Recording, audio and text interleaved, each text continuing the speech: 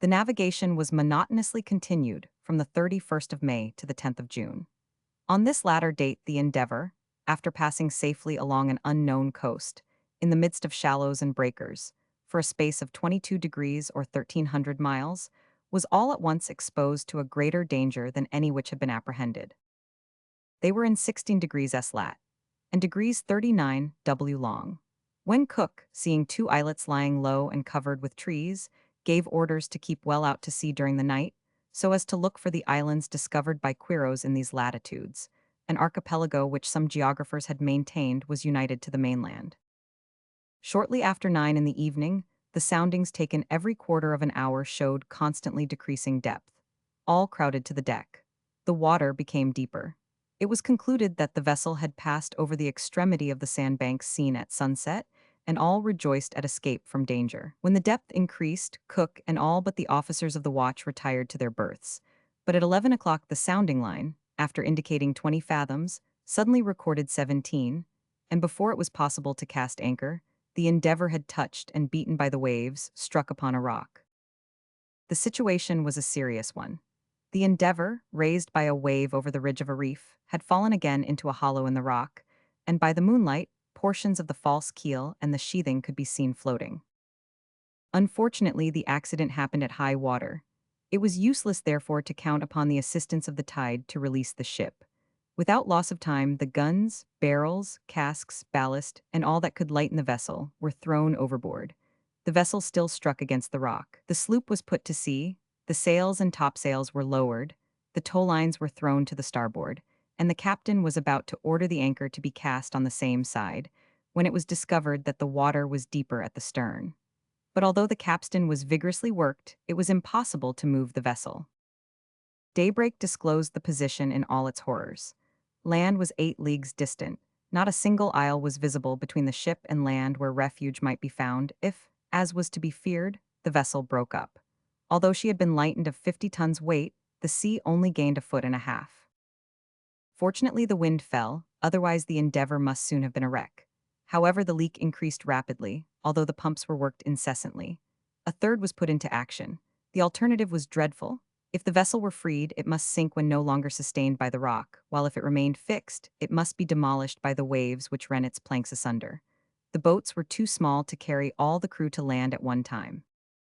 Under such circumstances, was there not danger that discipline would be thrown to the winds? Who could tell whether a fratricidal struggle might not ensue? And even should some of the sailors reach land, what fate could be in store for them upon an inhospitable shore, where nets and firearms would scarcely procure them nourishment? What would become of those who were obliged to remain on board?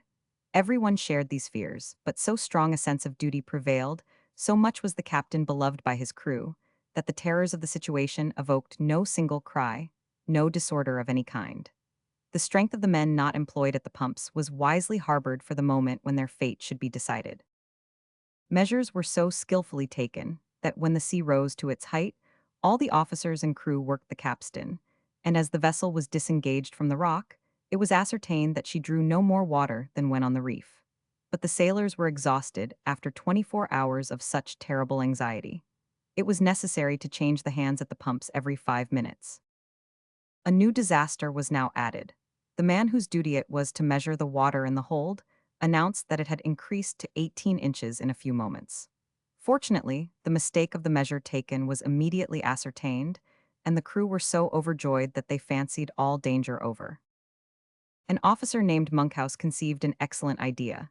He applied a sort of cap to the stern, which he filled in with wool, rope yarn, and the intestines of the animals slaughtered on board, and so effected a stoppage of the leak. From this time, the men, who spoke of driving the vessel on a coast to reconstruct another from its ruins, which might take them to the East Indies, thought only of finding a suitable harbor for the purpose. The desirable harbor was reached on the 17th of June, at the mouth of a current which Cook called Endeavour River.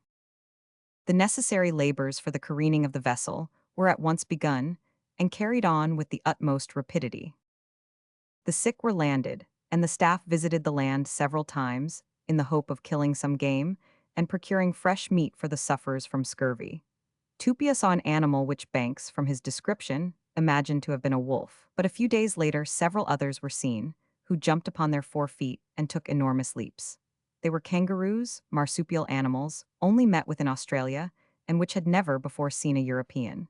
The natives in this spot appeared far less savage than on other parts of the coast. They not only allowed the English to approach but treated them cordially and remained several days with them. They were kangaroos. They were kangaroos. The narrative says, they were usually of medium height, but their limbs were remarkably small. Their skin was the color of soot, or rather, it might be described as of deep chocolate color. Their hair was black and not woolly, and was cut short. Some wore it plaited, some curled. Various portions of their bodies were painted red, and one of them had white stripes on his lips and breast, which he called carbanda.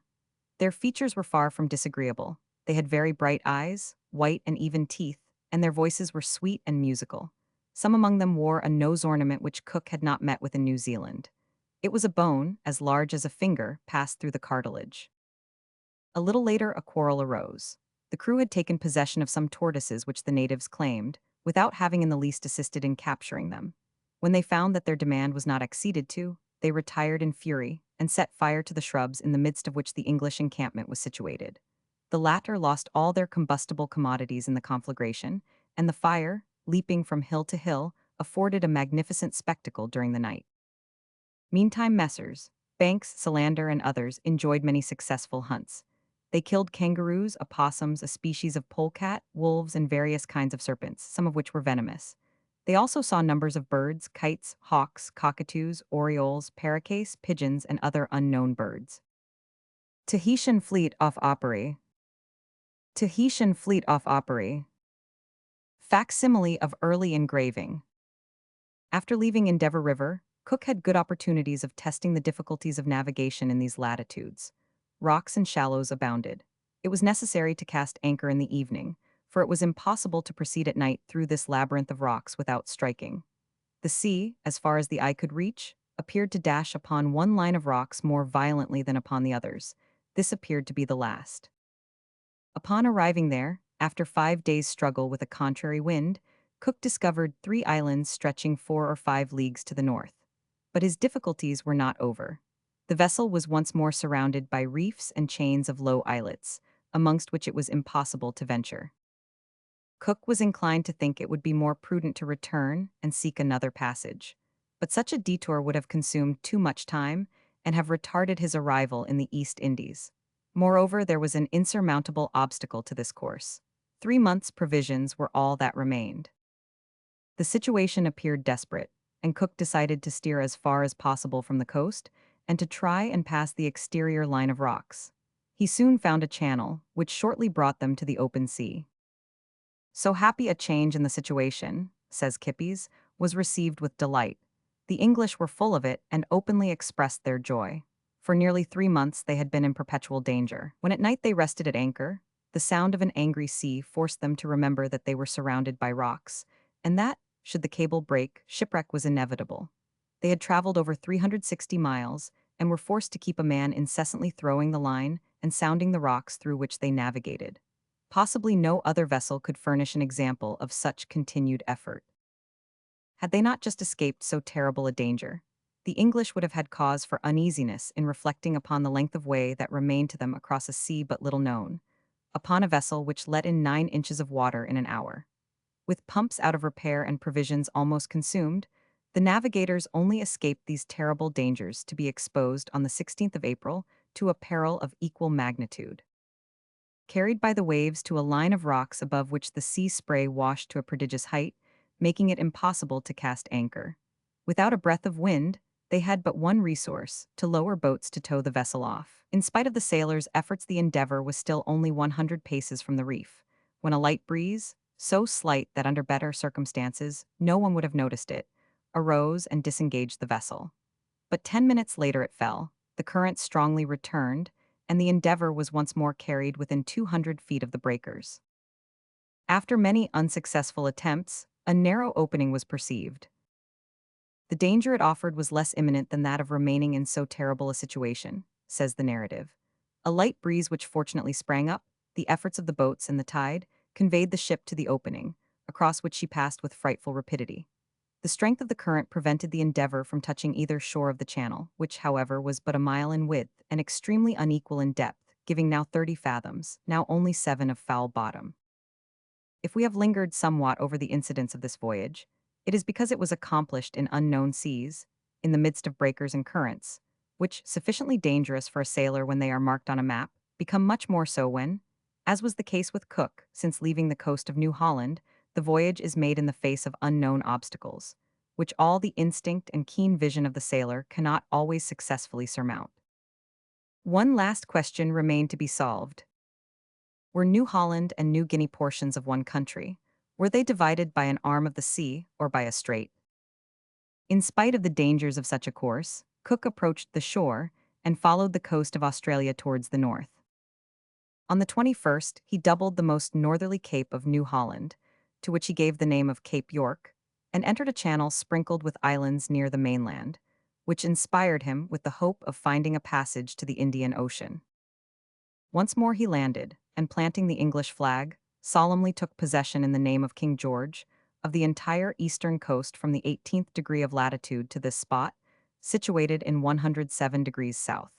He gave the name of New South Wales to this territory, and to fitly conclude the ceremony, he caused 3 salutes to be fired. Cook next penetrated Torres Strait, which he called Endeavour Strait, discovered and named the Wallis Islands, situated in the middle of the southwest entrance to Booby Island and Prince of Wales Island, and steered for the southern coast of New Guinea, which he followed until the 3rd of September without being able to land. Upon that day Cook landed with about 11 well-armed men, amongst them Solander, Banks, and his servants. They were scarcely a quarter of a mile from their ship, when 3 Indians emerged from the wood, uttering piercing cries, and rushed at the English. The one who came nearest, says the narrative, threw something which he carried at his side with his hand, and it burned like gunpowder, but we heard no report.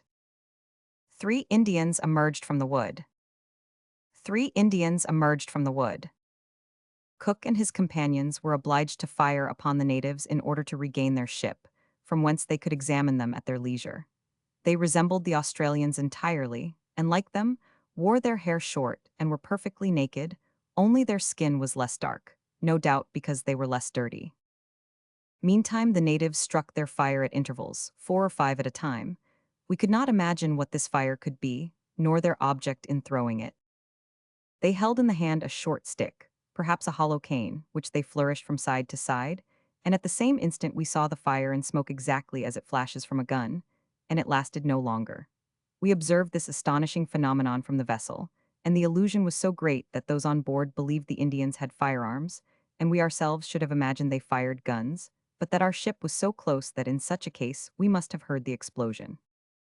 This fact remains unexplained, in spite of the many commentaries it has occasioned, and which bear out the testimony of the great navigator. Many of the English officers demanded immediate permission to land in search of coconuts, arid other fruits, but the captain was unwilling to risk his sailors' lives in so futile an attempt. He was, besides, anxious to reach Batavia to obtain repairs for his vessel. He thought it useless, moreover, to remain a longer time in these latitudes. They had been so often visited by the Spanish and Dutch that there were no further discoveries to make. In passing Arrow and Wessel Islands, he rectified their positions, and reaching Timor, put into port in Savu Island, where the Dutch had been settled for some time. Their cook revictualled, and by accurate observations settled its position at 10 degrees 35 southern latitude and degrees 30 west longitude. After a short interval, the Endeavour arrived at Batavia, where she was repaired. But the stay in that unhealthy country was fatal after such severe fatigue. Endemic fevers raged there, and Banks, Solander, and Cook, as well as the greater part of the crew, fell ill. Many died, amongst them Monkhouse, the surgeon, Tupia, and little Taito. 10 men only escaped the fever. The Endeavour set sail on the 27th of December, and on the 15th of January, 1771, put into Prince of Wales Island for victuals. From that moment, sickness increased among the crew. 23 men died, amongst them Green, the astronomer, who was much regretted. After a stay at the Cape of Good Hope, where he met with the welcome he so sorely needed, Cook re-embarked, touched at St. Helena, and anchored in the Downs on the 11th of June, 1772, after an absence of nearly 4 years. Thus, says Kippis, ended Cook's first voyage, a voyage in which he had experienced such dangers, discovered so many countries, and so often evinced his superiority of character. He was well worthy of the dangerous enterprise and of the courageous efforts to which he had been called. Chapter 4. Captain Cook's Second Voyage. 1. Search for the southern continent. Second stay at New Zealand, Paumotu Archipelago. Second stay at Tahiti, reconnoitering Tonga Isles. Third stay at New Zealand, second crossing of the Southern Ocean. Easter Island reconnoitered, visit to the Marquesas Islands. Had the government not been desirous of rewarding James Cook for the way in which he had fulfilled the mission entrusted to him, the unanimous voice of the public would have constrained them. On the 29th of August, he received the rank of commander in the Royal Navy. But the great navigator, proud of the services he had rendered to England and to science, thought the reward less than his achievements merited. He would have delighted in an appointment as ship's captain, but Lord Sandwich, who was then at the head of the Admiralty, pointed out to him that it was not possible to gratify him without upsetting all established customs and injuring the discipline of the Royal Navy.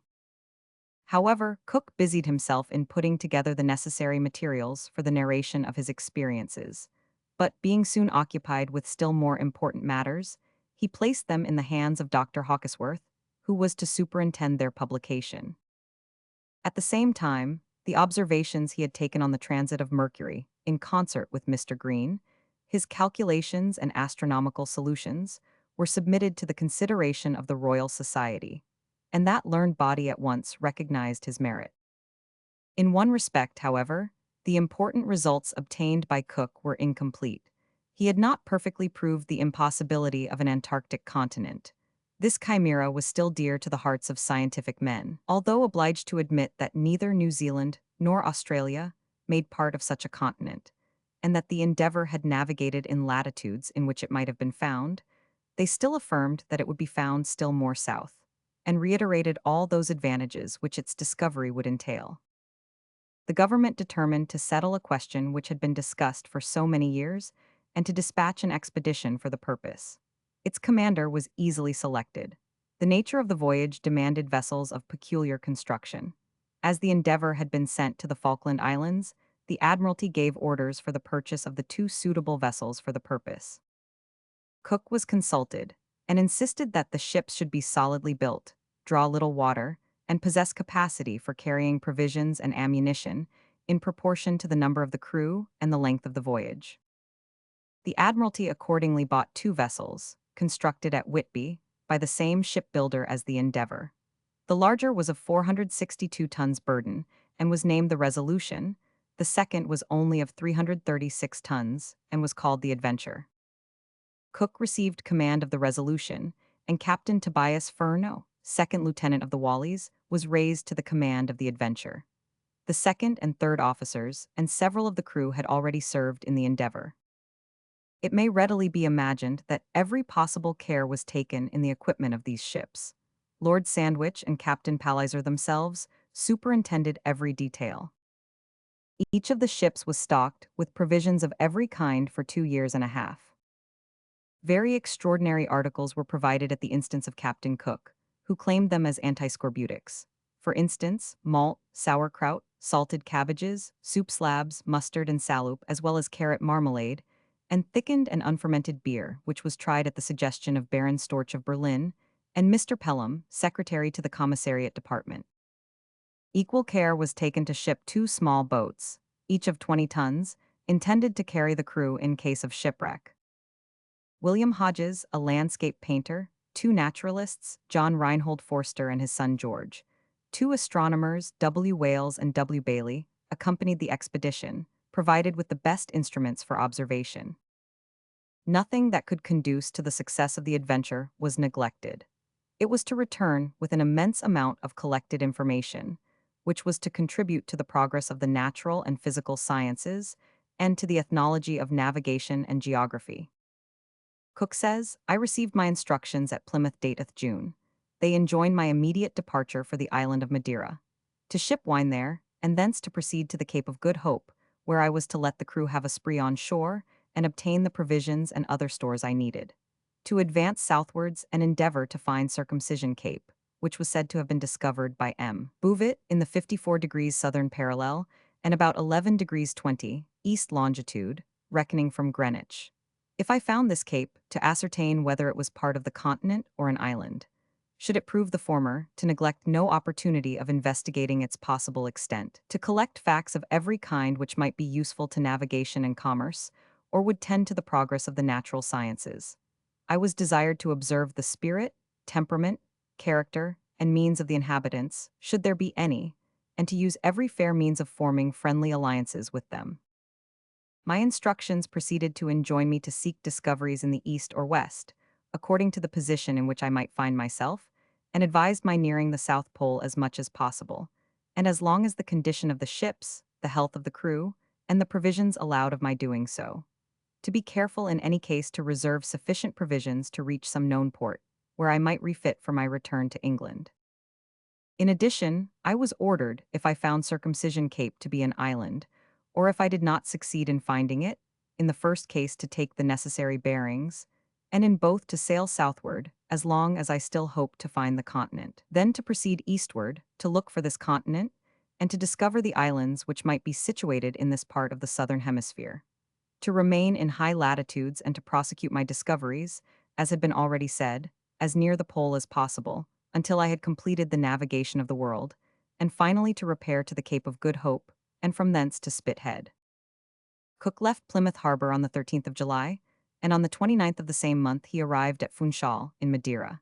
Here he took in provisions and continued his route southwards, but being shortly convinced that his supply of water would not hold out until he reached the Cape of Good Hope, he determined to break the voyage by putting in at Cape Verde Islands, and on the 10th of August he anchored in Praia port, which he left 4 days later. Cook availed himself of his stay in this port, as he usually did, to collect every fact which might be useful to navigators. His description is the more valuable now, as these parts have completely changed in character, and the conditions of a stay in port have been greatly modified by the improvements accomplished there. On the 23rd of the same month, after violent squalls which had driven every one on deck, Cook, aware of the pernicious effect of the damp of warm climates, and always on the alert to keep his crew in good health, gave orders to aerate, renew the air in the between decks. He even had a fire lighted in order to smoke it, and dry it quickly, and not only took the precautions advocated by Lord Sandwich and Sir Hugh Palliser, but also those which the experience of his last voyage suggested to him. Thanks to all these efforts at prevention, there was not a single sick case on board the Resolution when she arrived at the Cape of Good Hope on the 30th of October. Cook, in company with Captain Furneaux and Messrs. Foster, went to pay a visit to the Dutch governor, Baron de Plettenberg, who placed all the resources of the colony at his disposal. There he found that 2 French ships, which had left the island of Mauritius in March, had touched at the Cape before proceeding to the southern seas where they were to prosecute discoveries, under command of Captain Marion. During this stay in port, which was longer than they expected, Forster met the Swedish botanist Sparman, a pupil of Linnaeus, and engaged him to accompany him, by promising him large pay. It is difficult to praise Forster's disinterestedness under these circumstances too highly. He had no hesitation in admitting a rival, and even paid his expenses, in order to add completeness to the studies in natural history, which he wished to make in the countries he was about to visit. Anchor was weighed on the 22nd of November, and the 2 ships resumed their course southwards, in search of Cape Circumcision, discovered by Captain Bouvet, on the 1st of January, 1739. As the temperature would rapidly become colder, Cook distributed the warm clothes, furnished by the Admiralty, to his sailors. From the 29th of November till the 6th of December, a frightful tempest prevailed. The ships, driven out of their course, were carried to the east, to such a degree that they were forced to resume the search for Circumcision Cape. Another consequence of the bad weather, and of the sudden change from heat to extreme cold, was the death of all the animals embarked at the Cape. And lastly, the sailors suffered so much from the damp, that it was necessary to increase the rations of brandy to stimulate them to work. On the 10th of December, in 50 degrees 40 southern latitude, the first ice was met with. Rain and snow succeeded each other uninterruptedly. The fog soon became so dense that the crews did not perceive a floating iceberg until they were a mile past it. One of these, says the narrative, was not less than 200 feet high, 400 wide and long. Taking it as probable that this piece was of absolutely equal size, its depth beneath the water would have been 1,800 feet, and its height about 2,000 feet, and from the dimensions just given its entire bulk must have contained million cubic feet of ice. Among the icebergs, among the icebergs, as they proceeded further south, the icebergs increased. The sea was so rough that the waves climbed these glacial blocks and fell on the other side in fine, impalpable dust. The scene filled the observers with admiration, but this was soon succeeded by terror, upon the reflection that if the vessel struck one of these enormous masses, she must be dashed to pieces. The presence of danger soon, however, produced indifference, and more thought was bestowed upon the sublime beauty than upon the strife with this terrible element. Upon the 14th of December, an enormous iceberg, which closed in the horizon, prevented the two vessels from proceeding southwards, and it became absolutely necessary to skirt it. It did not present an unbroken surface, for hillocks were visible on it, similar to those met on the previous days. Some thought they distinguished land under the ice. Even Cook for the moment was deceived, but as the fog lifted, the mistake was easily rectified. Next day the vessels were driven before a strong current. The elder Forster in Wales, the astronomer, embarked in a small boat to ascertain its swiftness. Whilst thus engaged, the fog became so dense that they completely lost sight of the ship. In this miserable boat, without instruments or provisions, in the midst of the wide ocean, far from any coast, surrounded by ice, their situation was dreadful. They left off rowing, lest they should get farther from the ship. They were losing all hope when the sound of a distant bell fell upon their ears. They rowed swiftly in the direction of the sound. The Adventure replied to their shouts and picked them up after several hours of terrible suspense. The generally received opinion was that the ice floats collected in the bays or mouths of rivers. The explorers, therefore, imagined themselves near land, which would prove to be situated in the south behind the vast iceberg. They were 30 leagues to the west of it, before they found an opening in the ice which might lead to the south. The captain then determined to steer an equal distance to the east. Should he not find land, he at least hoped to double the iceberg and penetrate in advance of it to the pole, and thereby settle the doubts of all the physicists. But although it was the middle of summer in this part of the world, the cold became daily more intense. The sailors complained of it, and symptoms of scurvy appeared on board. Warmer clothes were distributed, and recourse was had to the remedies usual in such cases, malt and lemon juice, which soon overcame the malady, and enabled the crews to bear the severity of the temperature. On the 29th of December, Cook ascertained positively that the iceberg was joined to no land. He therefore decided to proceed eastward as far as the parallel of Cape Circumcision, that is, if no obstacle prevented him. He had scarcely put this resolve into execution when the wind became so violent, and the sea so rough, that navigation, in the midst of floating ice, which crashed with a fearful noise, became most perilous. The danger increased when a field of ice extending beyond the range of vision was seen to the north. There seemed every prospect of the ships being imprisoned for many weeks, hemmed in, to use the expression of whalers, if indeed they did not run the risk of being crushed at once. Cook neither tried to run to the west or east, he steered straight for the south. He was now in the latitude attributed to Cape Circumcision, and 70 leagues south of the position assigned to it. Hence he concluded that if land existed as stated by Bouvet, which is now known to be a fact, it could only be an inconsiderable island, and not a large continent. The captain had no further reason for remaining in these latitudes. In 67 degrees 15 southern latitude a new ice barrier, running from east to west, closed the passage for him, and he could find no opening in it. Prudence enjoined his remaining no longer in this region, for 2/3 of the summer were already past. He therefore determined to seek, with no further delay, the land recently discovered by the French. On the 1st of February, 1773, the vessels were in 48 degrees 30 south latitude and degrees 7 west longitude, very nearly the parallel attributed to St. Maurice Island. After a fruitless cruise, productive of no results, they were forced to conclude that if there really were land in these latitudes, it could only be a small island. Otherwise, it could not have escaped their search. New Zealand War Canoe. New Zealand War Canoe. Facsimile of early engraving. On the 8th of February, the captain found to his dismay that the Adventure was no longer sailing with him. He waited in vain for 2 days, firing at close intervals and keeping great fires upon the deck all night. the Resolution had to continue her voyage alone.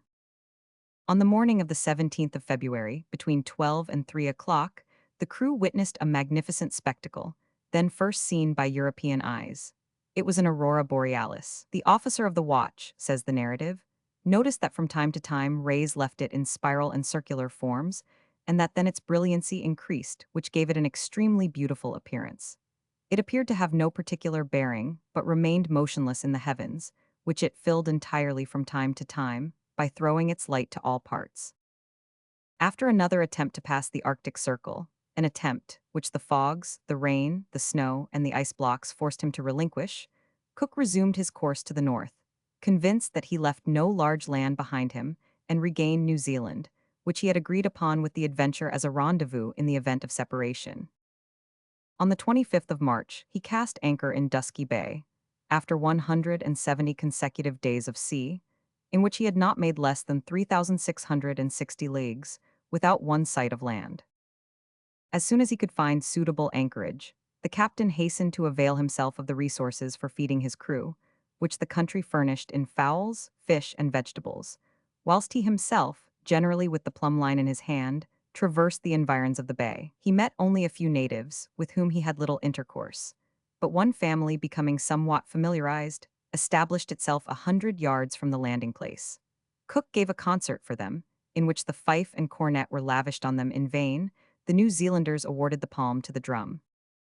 On the 18th of April, a chief came on board with his daughter. But before entering the ship, he rapped her sides with a green wand he held in his hand, and addressed an harangue or invocation in modulated accents to the strangers, a very general custom with the islanders of the Southern Sea. Scarcely was his foot on deck when he offered the captain a bit of cloth and a green talc hatchet, an unprecedented act of generosity for a New Zealander. The chief visited every part of the ship. In order to testify his gratitude to the captain, he plunged his fingers into a bag at his waist and offered to anoint his hair with the tainted oil it contained. Cook had much difficulty in escaping from this proof of affection, which had not been very pleasing to Byron in the Strait of Magellan. But the painter Hodges was forced to submit to the operation, to the amusement of the entire crew. The chief then departed to return no more, taking with him 9 hatchets and 30 pairs of carpenter's scissors, which the officers had given him. Richer than all the New Zealanders put together, he no doubt hastened to stow away his treasures, in the fear that someone would deprive him of them. Before leaving, Cook landed 5 geese, the last of those he had brought from the Cape, thinking that they would multiply in this little inhabited spot, and he had a plot of land cleared in which he planted kitchen garden seeds. Thus he worked at the same time for the natives and for the future navigators who should find precious resources here. When Cook had completed the hydrographical survey of Dusky Bay, he started for Queen Charlotte's Sound, the rendezvous assigned to Captain Furneaux. On the 17th of May, the crew witnessed a magnificent spectacle. 6 waterspouts, one of them 60 feet wide at its base, were visible 100 feet from the ship in succession, drawing the clouds and sea into communication by their powerful suction. This phenomenon lasted 3/4 of an hour, and the first feeling of fear which it awakened in the breasts of the crew was soon merged in one of admiration, the greater as at this time such marvels were little known. Next day, just as the Resolution entered Queen Charlotte's Sound, the Adventure was seen, and proved to have been waiting for 6 weeks. Furneaux, after reaching Van Diemen's Land on the 1st of March, had coasted it for 17 days, but he was forced to desist before ascertaining whether it was, as he supposed, a part of New Holland. The refutation of this error was reserved for the surgeon, Bass. On the 9th of April, after reaching Queen Charlotte's Sound, the captain of the Adventure had profited by his leisure to lay out a garden and to open relations with the natives, who had furnished him with irresistible proofs of their cannibalism. Before he continued his voyage of discovery, Cook followed the same line of conduct as at Dusky Bay. He landed a ram and a sheep, a goat and a she-goat, a pig and a sow. He also planted potatoes, which only existed upon the more southerly of the 2 islands which form New Zealand. The natives resembled those of Dusky Bay, but they appeared more thoughtless, ran from room to room during supper, and devoured everything that was offered to them. It was impossible to induce them to taste wine or brandy, but they were very partial to sugar and water. Cook says, "They laid hands on all they saw, but they gave up anything so soon as we made them understand by signs that we could not, or would not give it to them. They particularly admired glass bottles, which they called taho, but when the durability and use of iron was explained to them, they preferred it to glassware, ribbons, or white paper. Amongst them were several women, whose lips were covered with little holes, painted a bluish black, whilst vivid red formed of chalk and oil covered their cheeks. Like the natives of Dusky Bay, they had small legs and bodies, but thick knees, which proves that they take little exercise and sit cross-legged. The almost perpetual squatting in their pirogues, no doubt, also adds to these peculiarities. The color of their skin is clear brown, their hair is very black, their faces are round, their nose and lips are somewhat thick but not flat, their eyes are black and bright enough and tolerably expressive. Placed in a row, the natives took off their outer garments, and one of them sang a rough sort of song, the others accompanying him with gestures. They stretched out their hands and alternately struck their feet against the ground with frantic contortions. The last words they repeated in chorus, and we easily distinguished a sort of meter, but I am not sure that there was any rhyme. The music was wild and monotonous. Some of the New Zealanders begged for news of Tupia, and when they heard of his death, they expressed their grief by a kind of lamentation, plainly artificial. Cook did not recognize a single native whom he had met on his first voyage. He naturally concluded that the natives who in 1770 inhabited the Sound had been chased out, or had gone elsewhere of their free will. The number of inhabitants, too, was reduced by a third. The Pa was deserted, as well as a number of cabins along the coast. New Zealand utensils and weapons. New Zealand utensils and weapons. The two ships being ready to return to sea, Cook gave instructions to Captain Furneaux.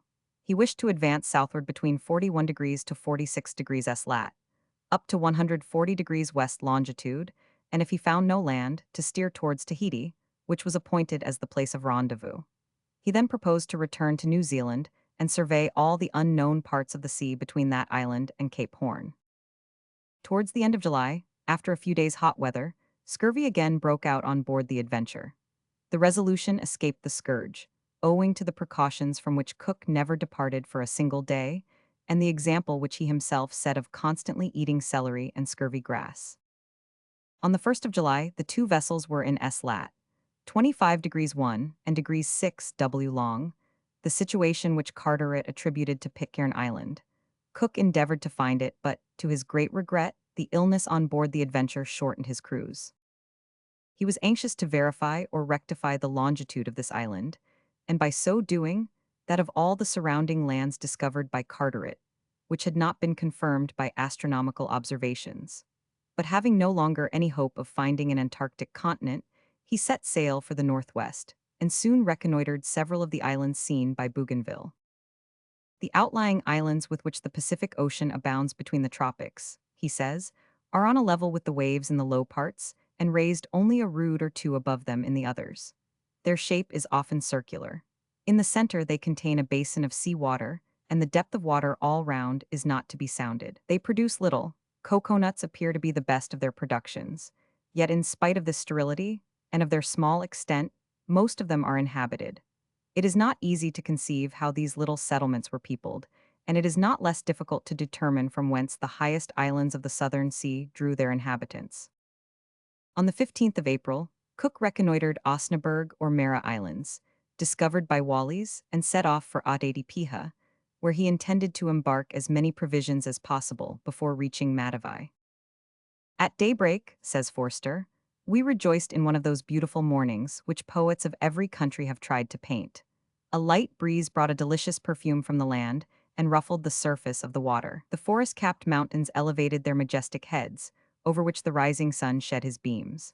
Close to us we saw a ridge of hills, of gentler ascent but wooded like the first, and pleasantly intermixed with green and brown tints. Below, a plain adorned with breadfruit trees, and a quantity of palms in the background, overshadowing the delightful groves. All seemed still asleep. Dawn was but just breaking, and the country was wrapped in peaceful darkness. Yet we could perceive the houses amid the trees, and the pirogues on the shore.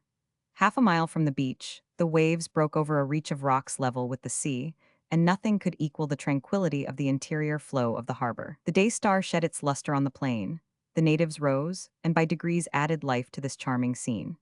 At the sight of our vessels, several launched their pirogues in haste, and paddled towards us, as we were happily watching them.